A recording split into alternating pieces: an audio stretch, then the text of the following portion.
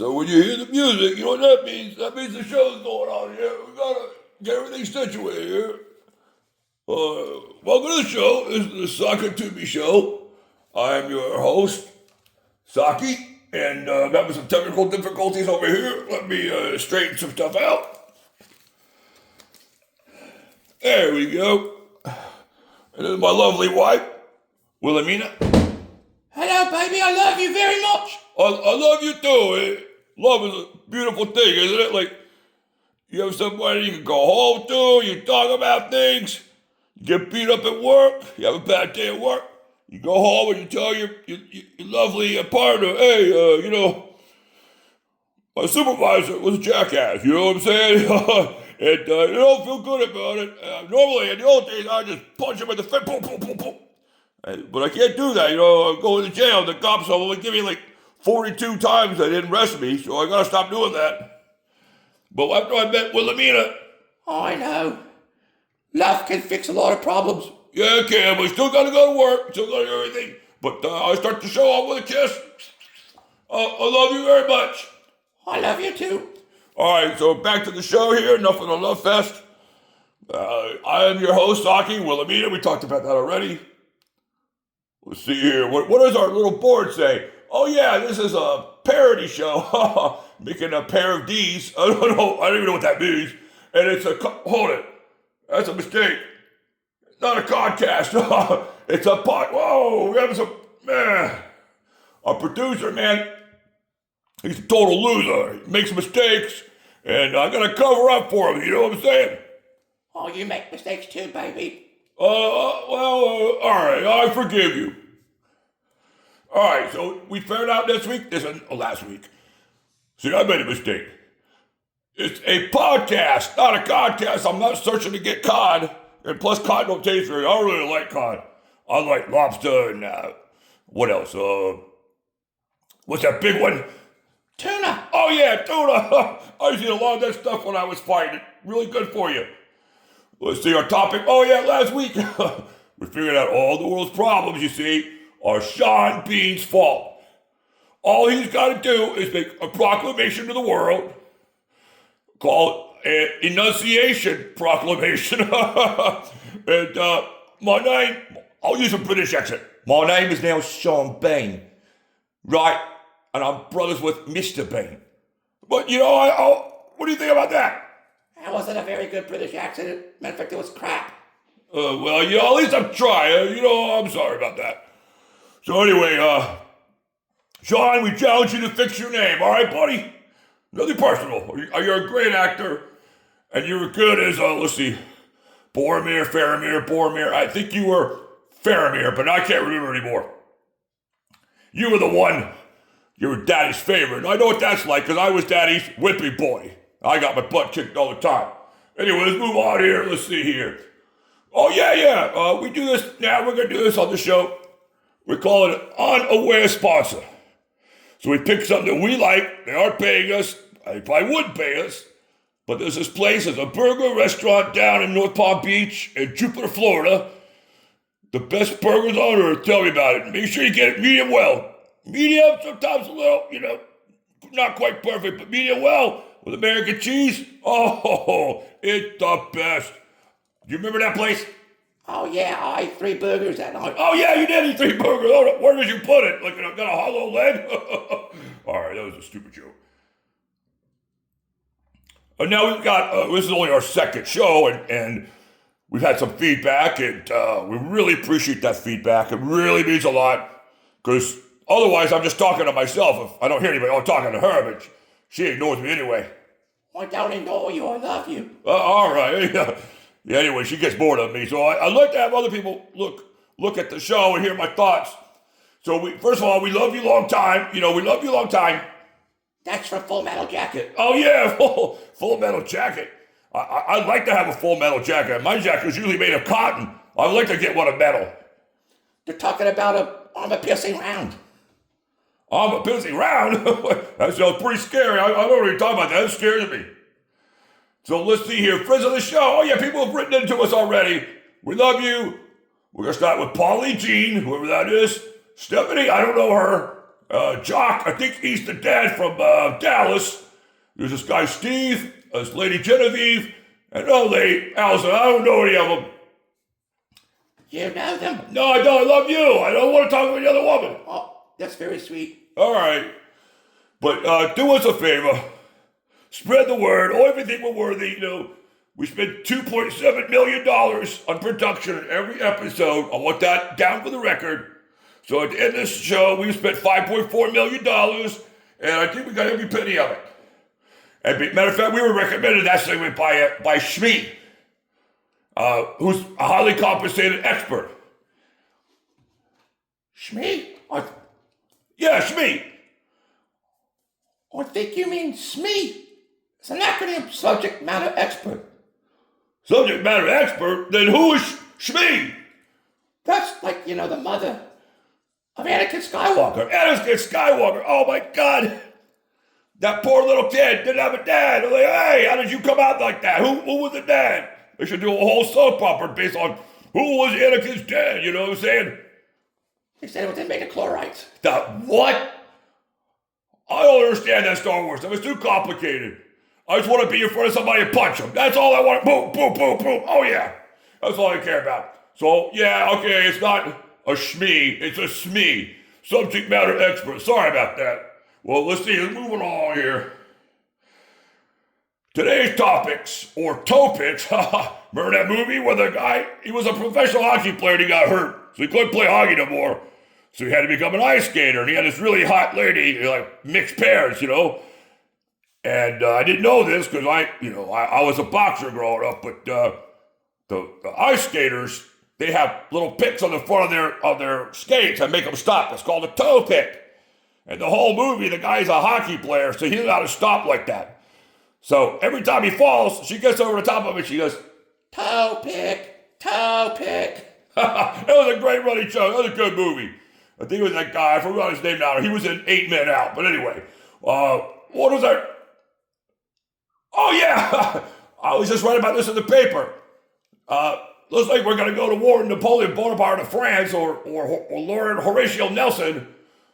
You think we should sit this one out, or who should we back? Honey, that article's very old. What do you mean very old? That was like 225 years ago or something. What do you mean? The British did invade us in 1812. What? The British? What? You traitor? No, it wasn't me. I wasn't born yet. Oh, all right. I get nervous when people talk about invading the United States. I might have to give them boom, boom, boom, boom, boom, boom, punch them. So I got my dates wrong on that one. Yeah, a little bit off. But we should just move on. All right, we'll move on. Let's see here. Oh yeah, we did a science segment. We try to do that every episode. Okay. I don't really understand. I just repeat it like a chimp, like a talking chimp. That's what I do. And last week we talked about gravitational lensing, which Einstein predicted. I know that much. And let's see here. Oh yeah, this was really heavy stuff. Did you know that when objects move towards the speed of light, in other words, they get speed up, they get infinitely heavy, and not only that, but time itself slows down for the object. Oh, it slows down? Yeah. They took 2 atomic clocks, one on the ground and one of that thing up there called a SR-71. It replaced the U-2, and they put an atomic clock up in that thing, and they had to go like 4,000 miles an hour. And when they landed it back, they compared the 2 clocks, and the clock in the SR-71 slowed down like 100 billionth of a second, but it did slow down, right, like Einstein predicted. Oh, that's cool. So you could fly around in space and not get the speed of light speed up. Yeah, that's what the guy does in, oh, yeah, Ender's Game. That's right, he does that. And he doesn't experience time like everybody else does. It wasn't Ender's Game, it was the one next to it. I think it was about the piggies, the little piggies that were really badass little piggies. They fought. Badass little piggies? Yeah, they must have read 3 little pigs and got mad about that. They made a whole culture of warrior pigs. Oh, that's interesting. Well, the book's pretty good. It's Speaker for the Dead, I think it's called, by Orson Scott Card, but I think that's it. But, I'm getting old, I got a couple shots on the head, and my things are coming loose on my gloves. So let's move on. We'll see here. Oh yeah, stupid human names. Last week we did stupid dog breed names, and this week we're doing stupid human names. Number 5, Brad. Who would name a man after a nail? Why do you call him Screw? Or do you call him Screwdriver? Or Hatchet? Or Wrench? But, all right, well, you know, I thought at first they got it confused with Bard, but no. You mean like the immortal bard? Yeah, like Shakespeare, the immortal Bard, the best writer ever. Let's go on number 4. What did number 4 say? Oh, hey, the screen spinning. Whoa, get dizzy like a Rocky Horror Picture Show. Oh yeah, Otto. Can you imagine? Hey, I've got like 7 kids, and the 8th kid comes out, and I'm Italian. I'm just gonna call him Otto. That's number 8. I just keep it up. 8, and then 9, and 10. Yeah. And when he got number 15, they call him Queen the Chain. That's Italian for 15. So let's see, number 3, Guy. Guy? Why not he, or Maley, or him? Why would you name a guy Guy? That's like anti-superfluous. I don't know. Let's see here. Number 2, oh, Famali. What the? Oh, yeah, I remember it now. Back in your country and other countries, kids didn't survive usually past their 1st or 2nd year, so a lot of the parents didn't even bother naming their kids until they were 2 or 3. So a lot of cultures call their kids Famali, especially if they are Frenchies. So Famali, and then when he got to 3, they would say, oh, you are Marie Antoinette. Yeah, that's what we'll name now. You will no longer Famali. And she said, Oui, papa. Oui, papa. all right. Number 1, Ford. You named your son or girl after a car. Well, that's brilliant, man. I tell you, that's a great name. Why don't you name yourself Chevy? There is a Chevy. What? Chevy Chase. He's a Saturday Night Live guy. Oh, yeah, that guy was pretty funny. You know, one time I was going to fight him, but he ran like a chicken. He was a big chicken. Boom, boom, boom. So let's see here. There's a Chevy, but no Cadillac or Caddy or Chrysler or Alfa Romeo. Well, there is Romeo, but not Alfa Romeo. So I guess Romeo, and Romeo, Juliet, he was the first Alfa Romeo. Oh, man, I'm on fire today. Let's see here. What are we doing now? No, we have more technical difficulties. Oh, yeah. My favorite segment of the show. This is Saki. And Wilhelmina's. Top 5 drummed albums, where the drumming on the album is the greatest. Number 5, there was this woman, she's still alive. Her name is Kate, oh my God, what's her name? Not Kate Beckinsale, Kate Schellenbach. She was the drummer for the Beastie Boys. Fight for my right to party. So yeah, she was a drummer for the Beastie Boys, who we're big fans of the Beastie Boys. We love them. And so she joined this band called Luscious Jackson. It's an all-lady band. They're all really pretty hot. And well, I kind of saw 1 or 2 of them before I met you. You did? Yeah, but they weren't as, you know, they didn't take care of me. They didn't love me like you did. Oh, I love you very much, Saki. I love you too, Wilhelmina. So yeah, we're not going to talk about that anymore, but it didn't work out. So number 4, great drummed album, And Justice for All, Metallica. It was like the album, it really brought them out into like, I don't know how to explain it. Like, it was like electron, these quantum levels on electrons. So the first album, Ride the Lightning, and these albums like that, they went here. But then Justice for All is a non-linear jump, man. That's what they call them. Excitation levels for electrons. I remember that much. I failed out of organic in the first day. I was I was with Adrian still, and you. Oh, don't mention her name. Oh yeah, I'm sorry. You don't like her. No, I don't like Adrian. I love you though. All right. So yeah. Anyway, so this album is really.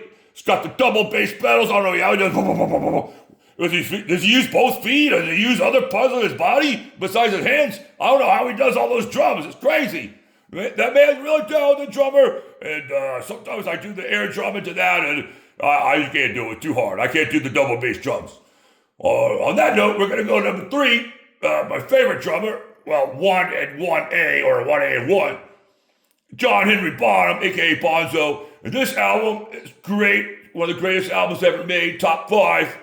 It's got Stairway to Heaven on it, 4 Sticks, The Battle of Evermore, these kind of Black Dog. Oh yeah. It's just like, you want to just jam on it, and Bonzo's boom, boom, boom. And then one of my favorite songs is Misty Mountain Hop. And there's that little roll down thing he does at the end of the song.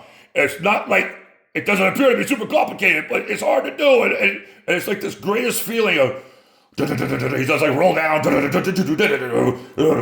It's awesome. So we love John. We saw the song remains the same. He does all that drumming for 30 minutes while he's racing cars. He runs back to the cars, jumps on the drum set, runs back in the car racing. I don't know how he does that either. Man, drummers are magicians. So anyway, so let's see here. Number 2, this is kind of a obscure album, like, not to me, because I know about heavy metal, and they're British. Of course, all the best bands are British. Well, not all, but it's an incredible amount of great music came out of England. Thank you, baby. Yes. So the Cult is like a blues-based rock band, and they had this album, and it was like totally, it's really cool because they made a verse version of the album called Peace Electric or something like that, and it was more like new wavy art house stuff, right? Really good. I listen to it all the time, especially on airplanes. It helps me relax on airplanes. But then they we want to sound more like AC/DC, and we'd have a heavier boom, boom, boom, boom. So I don't even know if they replaced the drummer or not, but they got this chap named Les Warner. Oh, this is like one of my favorite drummed albums. It's like power on this hand, precision on that hand, and he just plays great stuff, and I just admire this drum album very, very much. And let's see here, number 1. Number 1, it should be in its own universe by itself. Of course, Moving Pictures by Rush. This album, if you want to test your bass response, your subwoofer response, anything drummed response, and the bass, you put this on and let it rip. YYZ, okay? And what's the other ones? Tom Sawyer and Neil Peart, rest in peace. Talking about how hard this album was for him. Like Tom Sawyer's a hard album for him to play. But this album, every track, the side A, for you young kids, when albums came out, there was side A. You flip the album over to side B. And sometimes they would put the weird songs on the side B because most people were too lazy to turn the album over.